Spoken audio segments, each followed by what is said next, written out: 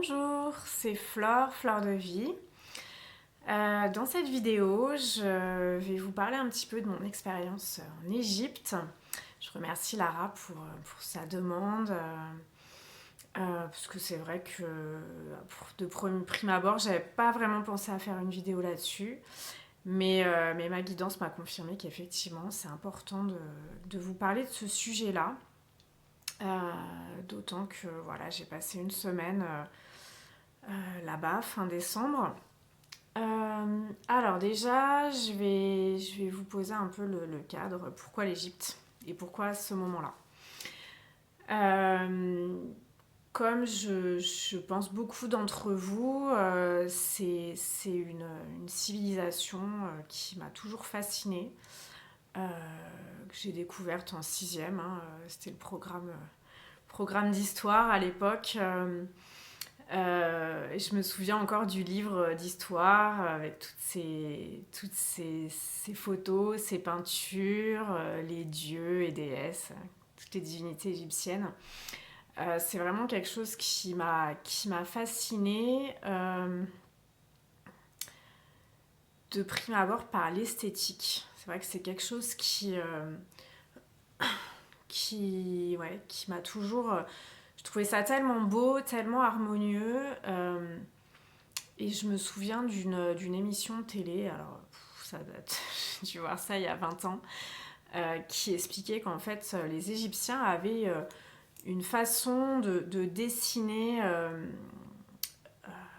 l'être humain qui, et de sculpter aussi, qui utilisait vraiment tous les canons du nombre d'or, des canons esthétiques très pointus et très aboutis. Euh, voilà, c'est vrai que cette esthétique-là m'a toujours fascinée. Euh, je me souviens d'avoir fait un dessin de la déesse Hathor quand j'étais très jeune, je devais avoir 15 ans. Et voilà, je trouve qu'il y a une énergie particulière dans cet art égyptien. Euh, alors ça, c'est le dessin, la sculpture, mais il y a aussi les bijoux, il y a tout ce qui a été retrouvé dans les tombeaux, bien sûr, qui a, qui a défié les lois du temps. C'est ça aussi, je trouve, qui est fascinant. Et je vous en parlerai un petit peu par la suite aussi, parce que du coup, j'ai pu voir ça en Égypte aussi. C'est cette traversée du temps de cette culture, de cette civilisation.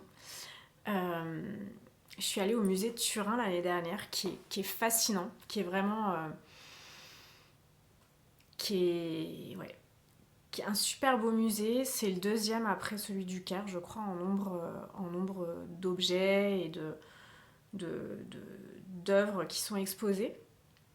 Euh, alors ça n'a pas toujours été, comment dire, pas toujours de manière très intègre, dans le sens où, bah, bien sûr, tous les archéologues, à l'époque 19e siècle, même début du 20e, il y a eu beaucoup de spoliation de toutes ces œuvres qui sont sorties d'Égypte. À Turin, on voit... euh, alors, c'est un tombeau, il me semble, c'est pas un temple, c'est un tombeau, où en fait toutes les fresques ont été décollées euh, et ont été transportées à Turin par l'archéologue italien dont j'ai oublié le nom. Mais du coup, dans ce musée de Turin, on est immergé dans, parmi toutes ces fresques qui sont des couleurs bah, comme si elles dataient d'hier, quoi. C'est vraiment fascinant. Euh, donc voilà, c'est une civilisation qui m'a toujours attirée. Alors par la suite, j'ai compris qu'il y avait du karmique, qu'il y avait des mémoires qui étaient en moi par rapport à l'Égypte ancienne. Euh, Dans la suite des lectures que j'ai pu faire par rapport à ça, il y a une dizaine d'années maintenant, j'ai j'ai pu avoir accès à certaines informations. Alors je vais vous montrer les livres. C'est Drunvalo Melchizedek, quelqu'un enfin, j'aime beaucoup ses écrits, j'aime beaucoup la façon dont il a vulgarisé des choses très complexes. Donc voilà, ces livres, celui-là. Il y a le tome 2 aussi, qui est très ressemblant. Donc c'est L'ancien secret de la fleur de vie. Dans ces livres-là, il aborde pas mal de sujets sur les origines de la civilisation égyptienne liée à l'Atlantide et sur les écoles des mystères, en tout cas les initiations qui avait en Égypte ancienne, qui ont été reprises ensuite par les Grecs. Et puis après, ça a été tout ce savoir, cette connaissance occulte a été intégrée ensuite dans les écoles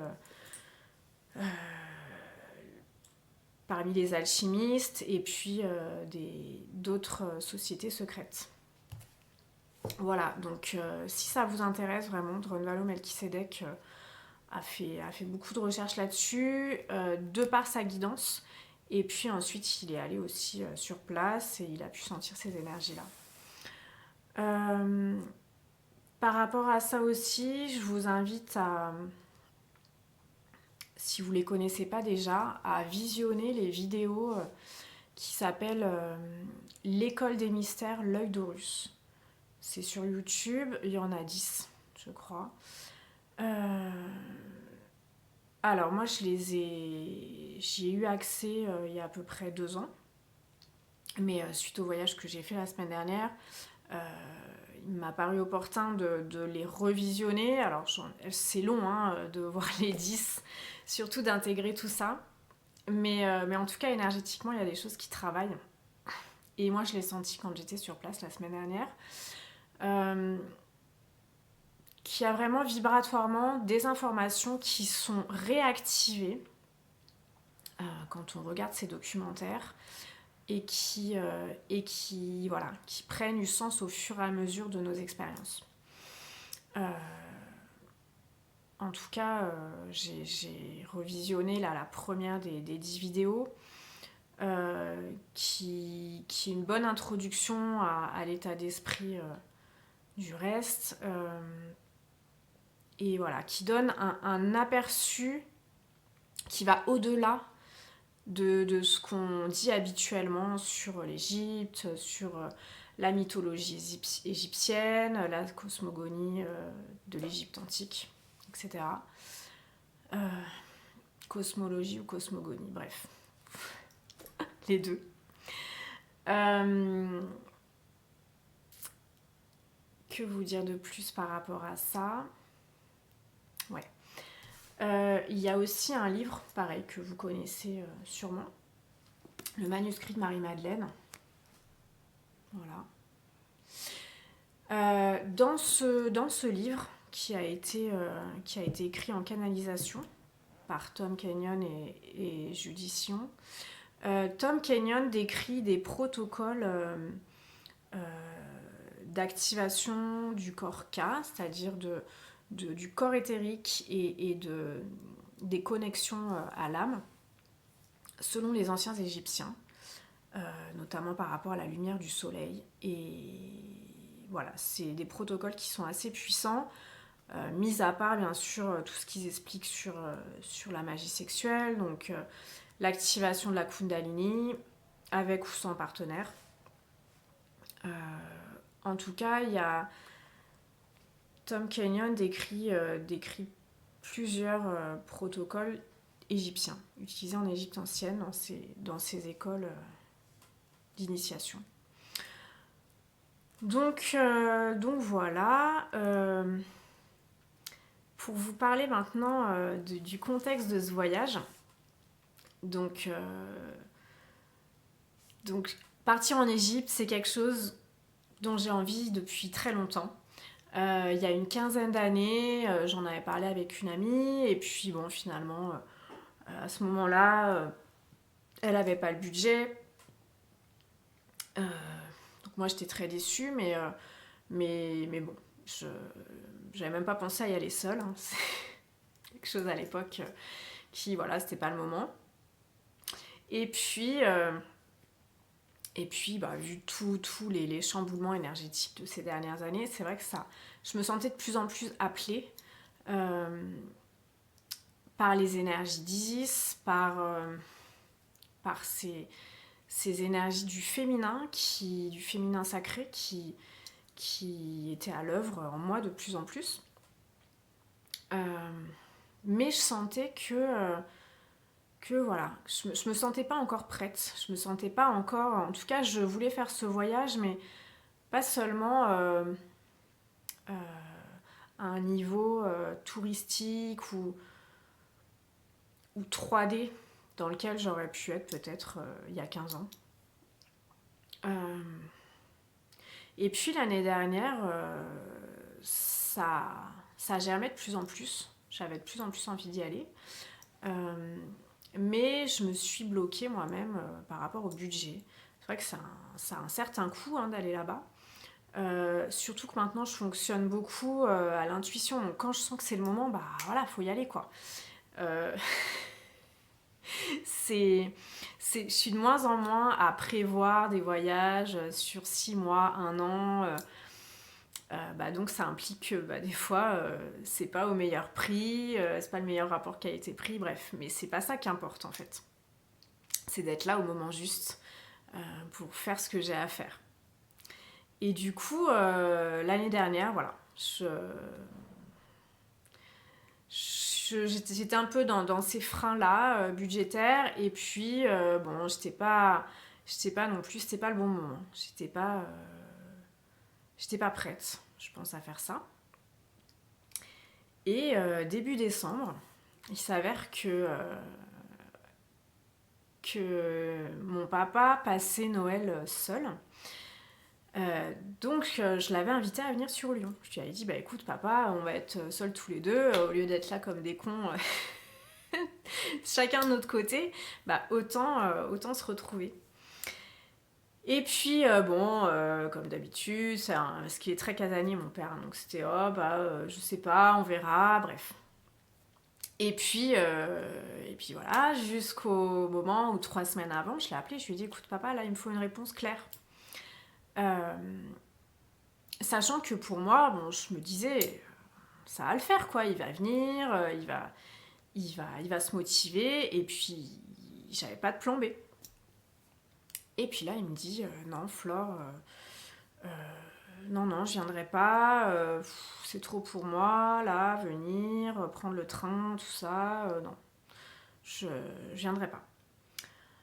Donc là, grosse déception, parce que comme je disais, j'avais pas de plan B, parce que moi, dans mon mental, c'était, voilà, ça se fera comme ça, et c'est tout.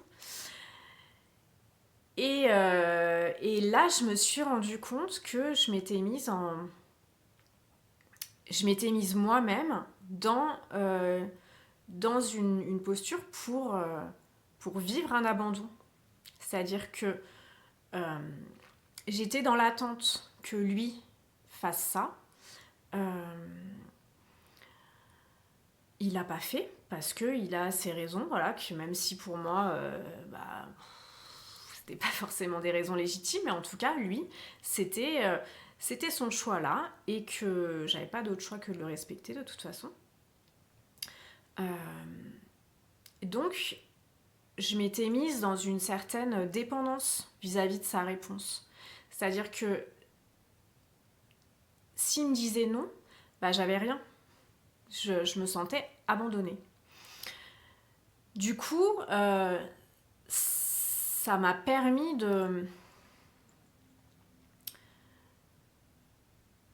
transcender ça et de me dire ok, là, je me suis mise moi-même en posture d'abandon face à un masculin. Alors, soit je joue ma victime, je mets ma coquille de Calimero, voilà. Soit je décide de faire ce que moi j'ai envie de faire, de faire les choses pour moi. Du coup, le lendemain, je me suis dit, ok, Alors clairement, j'ai pas envie de rester là en France à Noël. J'ai envie de faire quelque chose, de m'offrir le cadeau, vraiment, de faire quelque chose qui me tient à cœur. Je me suis dit, bon, dans la liste que j'ai depuis plusieurs années de choses dont je rêve de faire, il y a quoi que j'ai pas encore fait? Et là, je me suis dit, bah, l'Égypte. Donc, du coup, voilà, je commence à chercher. Et puis rapidement, très rapidement, j'ai senti qu'il fallait que je m'oriente vers un séjour type randonnée, et tout en visitant des sites archéologiques. Donc j'ai trouvé rapidement un voyage qui me parlait.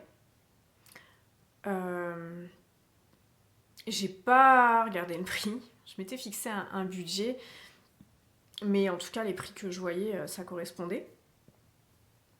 Et voilà, je me suis dit, bah, c'est le moment, quoi. Même si je suis seule à partir, parce que c'est vrai que ça m'avait aussi bloqué l'année dernière. Calimero, hein, ouais, mais bon, je vais partir seule. Hein. Là, je me suis dit, je m'en fous, quoi. De toute façon, je pars avec un groupe, c'est un truc organisé. Donc, fondamentalement, je ne serai pas toute seule. Et puis, je sens qu'il faut le faire. C'est le moment, j'y vais. Donc, et je remercie mon papa pour ça, cette expérience m'a aussi, fin 2019, m'a permis d'enfoncer le clou sur la confiance dans ma guidance, dans ce que je sentais être juste de faire avec mon cœur. Donc je me retrouve à prendre l'avion. Alors ça n'a pas été facile parce qu'il y a les grèves à Paris, tout ça. Bon, rejoindre l'aéroport, finalement ça se fait. Et là, rapidement, il y a la magie du voyage qui commence à opérer. C'est-à-dire que j'avais besoin de retirer de l'argent à un distributeur. Là, il y avait un couple. J'ai repéré la couleur du blouson de la dame. Et ce même couple, en fait, j'étais assis à côté d'eux dans l'avion. Donc c'est Férouz et Hervé. Je vous salue si vous écoutez cette vidéo, tous les deux. Je vous envoie tout mon amour. Donc voilà, je me suis dit, ah ouais, ça commence. Et puis finalement, c'est des charters, hein, donc toutes les personnes qui étaient dans l'avion, on s'est croisés de près ou de loin en Égypte pendant la semaine. Et puis dans mon groupe, en fait, il s'est avéré qu'il y avait donc ce couple, il y avait une autre personne avec ses 2 enfants, donc Stéphanie, que je salue aussi. Je les avais repérés aussi quand on attendait de monter dans l'avion. J'avais repéré qu'ils avaient le formulaire de la même agence de voyage. Et puis aussi une famille que je salue également, donc Audrey et Pascal, qui habitent juste à côté de chez moi, côté de Lyon, avec leurs 2 enfants, que j'avais repéré aussi le premier matin au petit déjeuner. Je les avais repérés de loin. Je pensais en fait que c'était les autres membres du groupe qui étaient là, mais bon, c'était pas les mêmes, on était bien dans le même groupe. Et puis 3 autres personnes qui sont rajoutées ensuite, plus le guide. Donc on était 14, hein, donc je me suis dit, ah ouais, bon, 14 c'est Osiris, hein, bien sûr, c'est les 14 morceaux, les 14 morceaux du corps d'Osiris qui ont été découpés par 7. Donc c'est un nombre un peu, même très magique. Un nombre qu'on retrouve au temple de Philae. Alors j'avais pas du tout connaissance de ça. À côté du temple en fait principal, il y a un autre petit temple qui de mémoire a été transformé en église, l'église Saint-Stéphane. Donc clairement, et dans ce temple il y a 14 colonnes. Donc clairement, pour moi, quand j'étais dans ce temps-plein la semaine dernière, c'était vraiment symboliquement ce corps d'Osiris qui est reconstitué, qui est réunifié, qui est recomposé.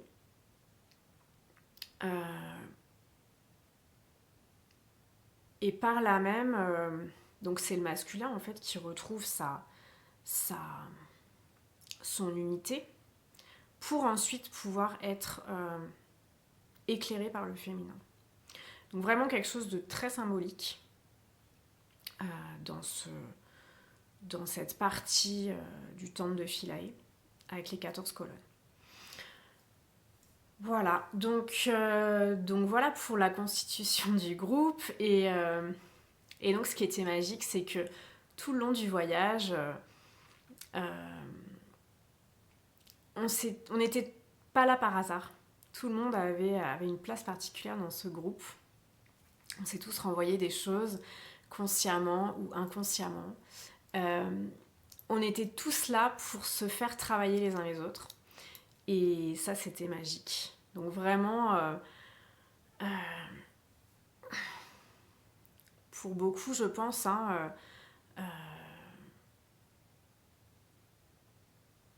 ils n'avaient pas forcément conscience de ce qui se passait, mais ça a été très fort et très initiatique pour tout le monde. Donc vraiment un voyage initiatique qu'on commence, qu'on traverse, et plus on chemine, plus on se transforme, et à la fin du voyage, on n'est plus les mêmes. Et ce qui était rigolo en plus, c'est que on est parti d'un hôtel et on est revenu au bout de la semaine, parce que c'était une croisière sur le Nil, on est revenu au bout de la semaine dans le même hôtel. Donc on a bouclé la boucle. Et c'est dans ces moments-là qu'on se rend compte qu'effectivement, on a changé, on n'est plus les mêmes, on a été transformés par l'expérience, on a été transcendés.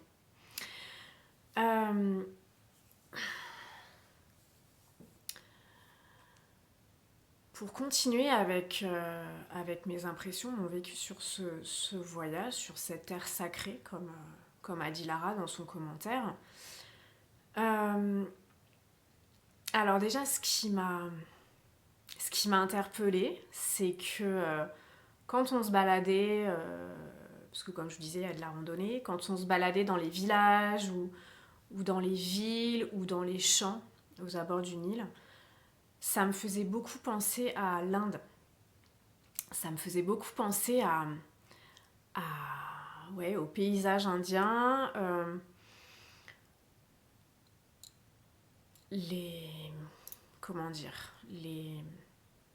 paysages ou les cultures dans les champs, les animaux aussi, il y a des buffles, il y a les chiens.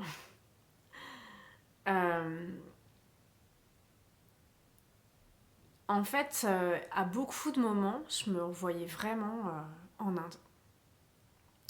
Mis à part les habits, l'habillement des personnes. Mais voilà, il y a quelque chose de commun dans l'énergie. Pour moi, c'est parce que, premièrement, c'est une énergie très forte. C'est une énergie millénaire qui est là. Et je fais aussi le parallèle avec l'énergie Atlante. Qui s'est ensuite implantée dans des grandes civilisations, que ce soit les civilisations d'Amérique du Sud, de l'Inde, de l'Égypte, entre autres. On sent cette vibration, on sent cette spiritualité qui imprègne les pierres, qui imprègne le sol, et qui imprègne les gens aussi. On m'en avait parlé, mais j'ai pu voir, vraiment j'ai pu sentir qu'en Égypte, les gens, ils ont il y a quelque chose. Ils ont une gentillesse, ils ont il y a vraiment un accueil bienveillant là-bas. Pourtant, ça fait plus d'un siècle qu'ils sont submergés entre les archéologues et les touristes. Mais ils gardent cette simplicité du cœur que j'ai trouvé assez exceptionnelle, vu le contexte touristique, comme je vous le disais.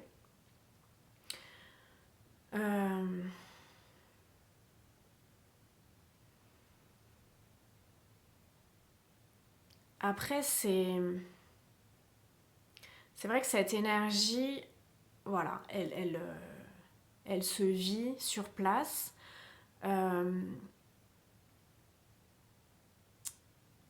Alors bien sûr, dans les musées, moi comme je vous disais, c'est un art qui me fascine depuis très longtemps. Donc j'ai vu le musée du Louvre plusieurs fois, j'ai vu le musée de Turin. Dans beaucoup de musées, en France ou à l'étranger, on retrouve des objets égyptiens. Mais là, d'être sur place, c'est vrai qu'on a... il y a autre chose en plus. Et Férouz et Hervé m'avaient posé la question à un moment donné, est-ce que je ressens l'énergie des pierres ou l'énergie du lieu? Je leur ai répondu, les deux. Par exemple, certains temples comme Abu Simbel ou Philae ont été déplacés par rapport aux barrages qui ont été construits sur le Nil pour éviter qu'ils soient submergés. On a déplacé ces temples et ces monuments. Il y a d'autres monuments qui ont été donnés à certains pays, donc qui sont dans certains musées. À Turin, il y a un temple. À Paris, on a le plafond d'Endera. Je crois que celui-là, je ne suis pas sûre qu'il ait été déplacé à cause du Nil, mais voilà, on retrouve dans plusieurs endroits. Alors, je ne sais plus si c'est... il y a Turin, bon bref, je ne vais pas vous dire de bêtises sur les villes, mais à plusieurs endroits du monde, on peut retrouver des temples entiers qui ont été déplacés pierre par pierre pour être sauvés. Donc c'est vrai que dans ces pierres, on ressent l'énergie, la mémoire des murs, comme on dit. Alors pour moi, c'est déjà un temple n'est pas construit par hasard. Il y a beaucoup de temples, comme Philae, comme Edfu, comme Komombo, qui ont été agrandis au fur et à mesure, selon les époques, mais qui, au départ, ils n'ont pas été implantés par hasard. Ils sont sur un lieu tellurique particulier, avec des énergies particulières. Que ce soit avec les lignes de Leyse, ou en tout cas l'énergie géobiologique dégagée par ce lieu et qui imprègne les pierres. Les pierres, elles vibrent avec l'énergie tellurique et cosmique dans ces lieux particuliers. Alors souvent, il y a de l'eau aussi en souterrain qui fait que, de par sa composition physico-chimique, la pierre va vibrer et va s'imprégner de l'énergie. Donc c'est sûr que même si la pierre est déplacée ensuite, même si le temple est déplacé, on a toujours cette mémoire énergétique dans la pierre. Et ça, on le ressent. On le ressent à Philae, on le ressent dans ces endroits qui ont été transplantés d'un lieu à l'autre.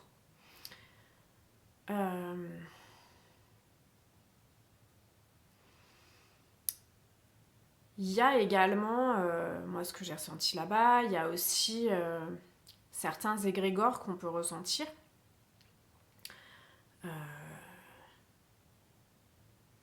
Dans les pierres, donc que ce soit des égrégores positifs ou plus perturbés, mais en tout cas, la pierre, elle absorbe ça aussi.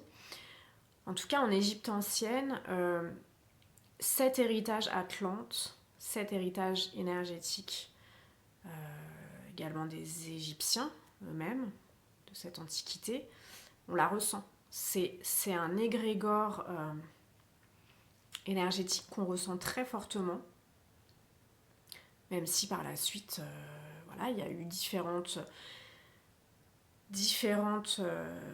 civilisations ensuite, différentes religions, différentes cultures. Et même si, par exemple, dans un des tombeaux, j'ai vu 3 tombeaux dans la vallée des rois, il y en a un où il y avait beaucoup de monde, beaucoup de passages.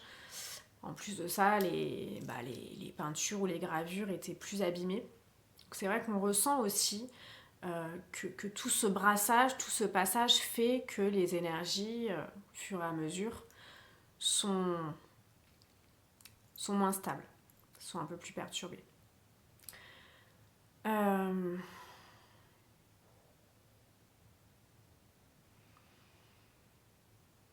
Ce voyage, ça a été pour moi, comme je vous disais, un voyage initiatique. Même si c'était pas le propos du voyagiste que j'ai choisi. Mais on était tous, comme je vous disais, on n'était pas là par hasard. On s'est tous apportés les uns des autres. On a tous contribué à s'enrichir mutuellement. En tout cas, pour moi, ça a été très fort par rapport à, comme je vous disais, un boucler beaucoup de choses de 2019, par rapport à mes choix de vie, par rapport à ce que je suis, par rapport à assumer qui je suis. Et en ça, c'était un voyage très fort pour moi, qui a confirmé beaucoup de choses, qui m'a permis vraiment d'incarner ma vérité. Que ce soit mis en mots ou pas, parce qu'il y a eu des moments, il y a eu des activations énergétiques de lieux qui se sont faites, notamment avec un autre participant, qui n'a pas forcément, en tout cas ça n'a pas été verbalisé en tant que tel, mais voilà, il n'a pas forcément peut-être pris conscience de ce qu'il jouait, mais il était tellement dans l'intuition, tellement dans l'authenticité et dans l'écoute intuitive que voilà, les choses se faisaient et du coup bah moi j'avais en guidance voilà ce qui se passait et ça se faisait de façon tellement juste que waouh, c'était époustouflant. Donc ça m'a vraiment permis aussi ce travail-là de prendre conscience que certaines personnes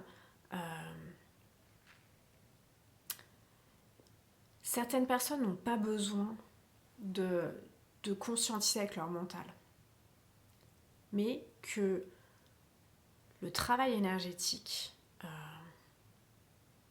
d'amour, de lumière, aligné avec la source, avec qui ils sont, ce travail-là se fait.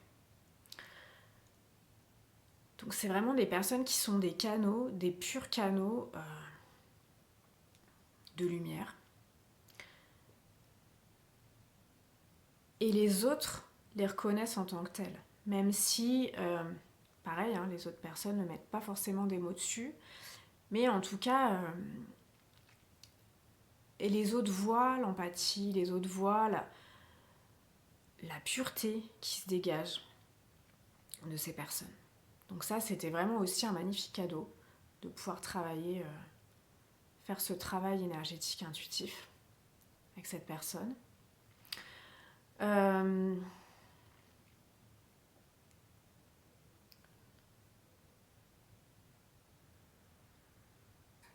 Quoi d'autre j'ai été très étonnée aussi.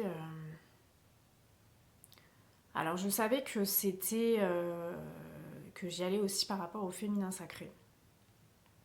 J'ai été un petit peu déçue de ne pas pouvoir rester plus de temps à Philae, mais Mais je sais que voilà, c'était juste et que ce qui devait être fait a été fait. Ce qui m'a surprise, c'est que à 2 moments, j'ai eu des signes concernant Marie. Alors bien sûr, oui, il y a des chrétiens coptes en Égypte, mais ils sont quand même assez minoritaires. Sauf qu'à un moment donné, sur la route, on croise un camion où était peint une Vierge Marie avec les 12 étoiles, exactement la même que ce qu'il y a sur cette bougie là. Je ne sais pas si vous la voyez. Voilà. Mère Marie avec ses mains là et puis ses étoiles au-dessus de la tête. Donc là, la bougie que je vous ai montrée, c'est la statue qui est à Lyon, à Fourvière. Donc je croise cette image de Marie peinte sur un camion. Là, je me dis, ok, oui, je sais que le féminin est bien là, mais apparemment, il me fallait un signe fort pour bien que ça rentre. Et puis, un autre moment donné du voyage, dans le souk de Luxor, je savais qu'il fallait que j'allais être amenée à acheter un bijou ou une pierre, je ne savais pas exactement, mais qu'il fallait que je ramène quelque chose. Même si je suis, depuis plusieurs années, depuis que je suis partie en Inde, en fait, où il a fallu que je parte avec 2 bagages seulement, je suis assez minimaliste. Donc je suis pas du style à acheter plein de souvenirs quand je pars en voyage. Mais là, je savais qu'il fallait que je rapporte quelque chose. Et donc je rentre dans plusieurs boutiques. Je trouvais pas. Bon. Et puis je rentre dans une boutique. Là, je sentais que ça allait peut-être être là. Je regarde ce qu'ils ont. Bon. Et puis, il y avait plusieurs peintures au mur, enfin des choses à vendre ou autres, d'art égyptien, bien sûr. Et là, je sais pas pourquoi non plus, la même image de Marie, avec ses 12 étoiles, là. Donc je me dis, bon, ok, ça va sûrement être dans cette boutique. Et puis, donc je regarde ce qu'il y a dans la boutique. Je tombe sur une deuxième image où c'était comme une icône, en fait, de Marie avec l'enfant Jésus. Donc je me dis, bon, ok, j'ai bien compris, c'est là. Je continue à regarder. Et finalement, je tombe sur un pendule égyptien, pendule de Thoth, qui est ici. Voilà. Et puis, je demande au vendeur quand même, bon, vous avez que celui-là, ouais, alors il cherche. Puis il y en avait d'autres, mais il y avait du métal au-dessus, ça ne me convenait pas. Et en fait, il n'y avait que celui-là. Donc, et puis il y a un prix tout de suite qui me vient, donc bien sûr, on marchande et tout ça. Puis je dis non, moi, c'est ce prix ou rien. Donc on continue, ils me disent non, je fais non, écoute, si tu veux pas me le vendre ce prix, je pars. Hein. Donc je sors de la boutique, il me court derrière, puis il me dit ok, ouais, je te le vends ce prix-là. Donc finalement, j'ai eu ce pendule.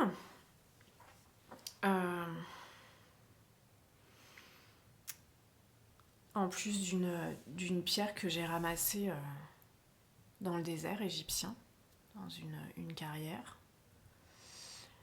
Donc voilà, vraiment des... Je parlais de la mémoire des pierres tout à l'heure. Ça, c'est la mémoire de l'énergie atlante d'Égypte. Et ce pendule, bon, je dois rajouter la ficelle. Hein. Mais en tout cas, il y aura un travail à faire par rapport à ça.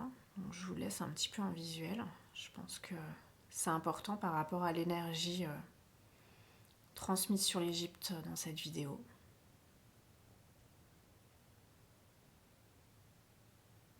Donc, un pendule en lapis-lazuli. C'est une pierre qui m'a toujours beaucoup parlé par rapport à l'Égypte, ainsi que la turquoise. C'est une pierre qui travaille sur le chakra de la gorge et le chakra du troisième œil. Donc exprimer sa vision, exprimer sa vérité, exprimer l'énergie de son âme divine dans l'incarnation, dans ce corps, pour que l'âme puisse transmettre sa sagesse, son amour et sa lumière.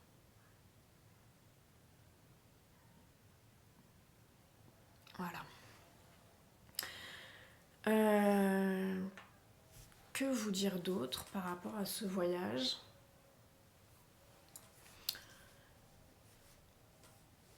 Oui, j'ai pas précisé, j'ai pas fait le Caire, hein, j'ai pas fait les pyramides, ni le Sphinx, ni le musée du Caire. Ça sera pour une autre fois, je le sais. Donc j'ai fait la vallée du Nil, hein, Luxor, Edfou, Komombo, Philae, Karnak.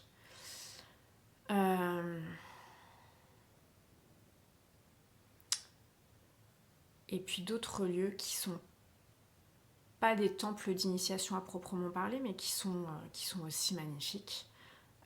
Abu Simbel, même s'il a été déplacé. Le temple de la seule reine, seul pharaon femme, Hatshepsut, c'est ça son nom.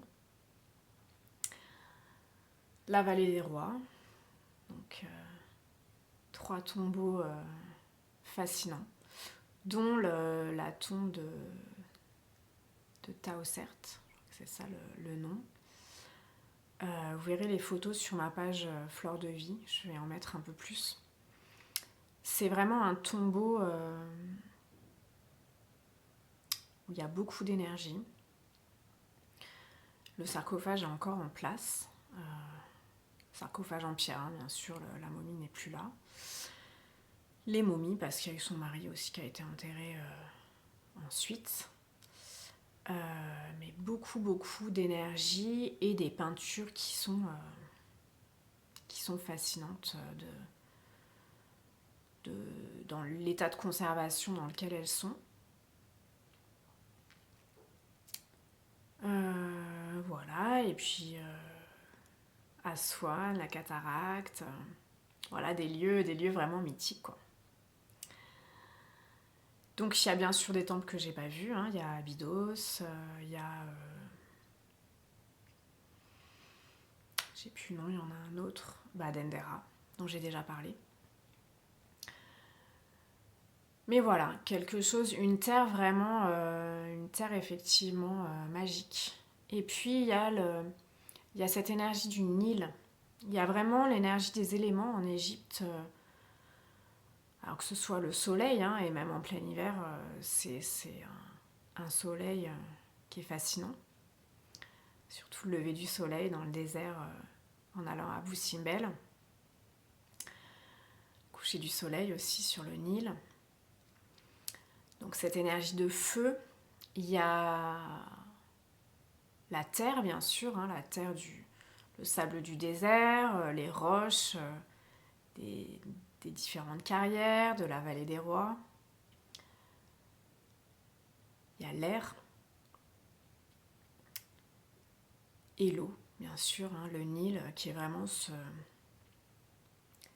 cette veine qui traverse le désert et qui donne la vie à cette terre. Alors même si j'ai été... c'est vrai que je m'étais jamais posé la question, mais il n'y a plus de crue du Nil.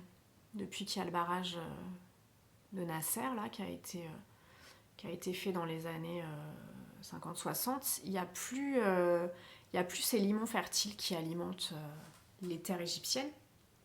Du coup, c'est les engrais et les pesticides qui, en plus de l'irrigation, qui font vivre cette agriculture. Donc c'est sûr qu'au bout d'un moment, au bout d'un moment, le modèle sera plus viable, mais bon, ils verront ce qu'ils font. Mais il y a quand même cette énergie du Nil, de l'eau, qui est très présente dans cet éther, dans cette énergie vitale qui donne la cohésion à tout ça. Et puis, pour moi, ce qui était intéressant aussi, c'était au-delà des explications du guide qui étaient très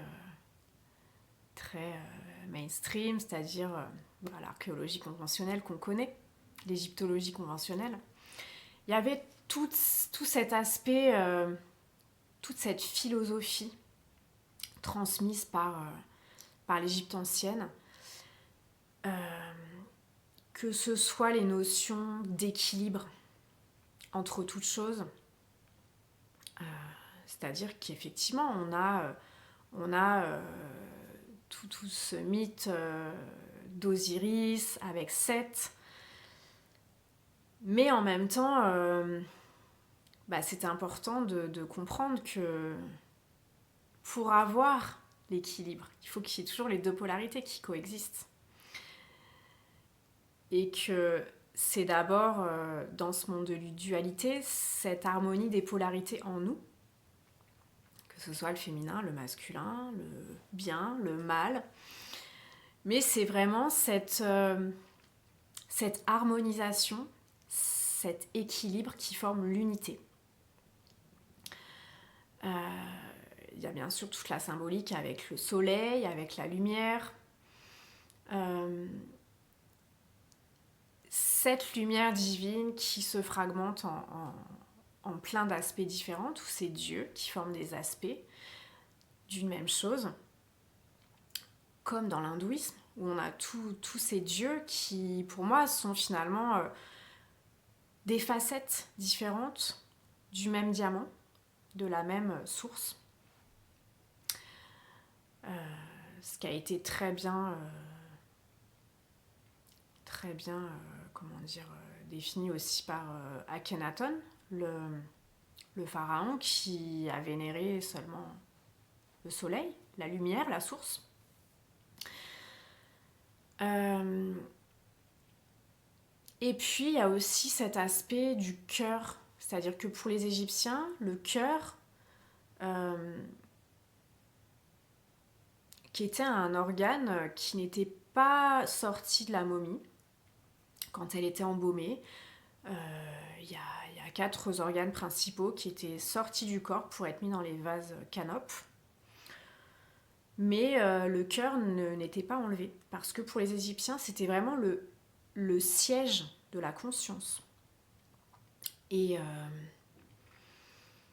pour les chercheurs en spiritualité actuelle ou en physique quantique, ça c'est quelque chose qui est redécouvert, c'est-à-dire le lien entre le cœur et tout le reste de notre corps. Le cœur en tant que cerveau, qui finalement dirige tous les autres centres nerveux dans notre corps. Et puis c'est aussi la conscience que voilà, notre étincelle divine, elle est là, dans notre cœur, et que c'est de là que tout découle, que toute notre expérience humaine découle. C'est le siège de notre unité intérieure. Et c'est là que se trouve notre vérité, en fait. Et ça, cette connaissance-là, elle est totalement inhérente à cette énergie égyptienne. Voilà. Pour terminer, hier, j'ai tiré 2 cartes de l'oracle d'Isis. Donc c'est un oracle dont j'ai déjà parlé, l'oracle d'Alana Fairchild. J'ai tiré 2 cartes pour l'année 2020. Alors ces 2 cartes, elles sont celles-ci. Par contre, je ne vais pas mettre mes doigts comme ça, vous allez pouvoir lire. Donc c'était rigolo parce que finalement j'ai tiré le masculin et le féminin. Donc pour Osiris, c'est finalement lâcher prise sur ce dont on n'a plus besoin. Lâcher prise sur ce qui nous a servi à un moment donné, mais qui n'est plus en cohérence avec nos énergies actuelles. Et les donner en offrande à Osiris. Les transmuter. Donc c'est accepter de lâcher prise, de se dépouiller, comme la peau du serpent, de quelque chose qui n'est plus d'actualité pour nous, pour pouvoir laisser rentrer le renouveau. Et c'est ça l'esprit d'Isis, le triomphe de la déesse, c'est avoir la foi, avoir la confiance que ce renouveau, que cette nouvelle peau qui est là pour nous, se met en place.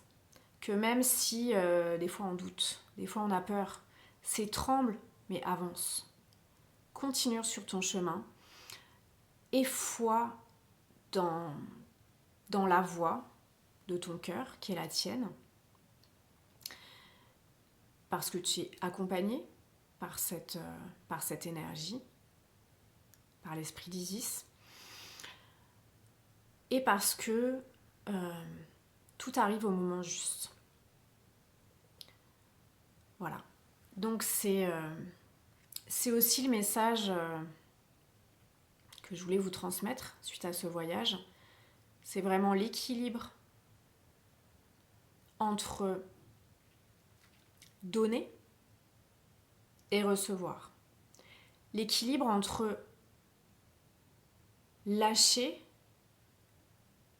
prise sur ce dont on n'a plus besoin et lâcher prise dans l'accueil de ce qui vient, de ce qui est juste pour nous, de ce qui est voulu par notre présent je suis, par notre âme, selon la volonté divine, pour le bien suprême de tous.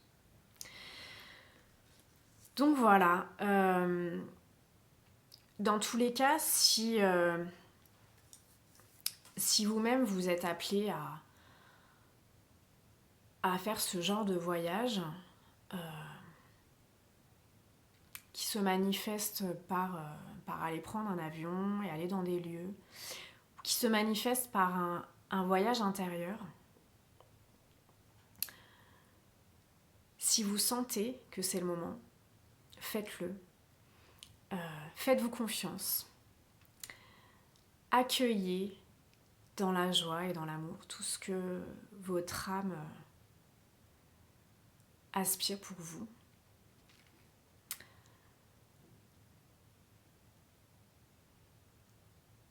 Et vivez l'instant. Vivez ces reconnexions avec vos mémoires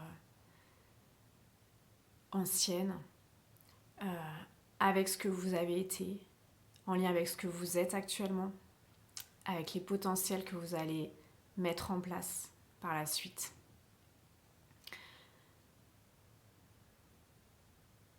Et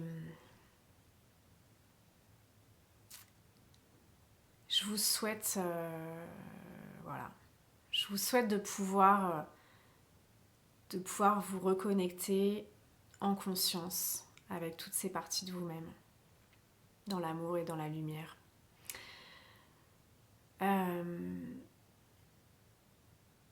Je vous remercie à vous tous qui me regardez pour ces partages. Comme je disais dans ma vidéo précédente sur mes vœux,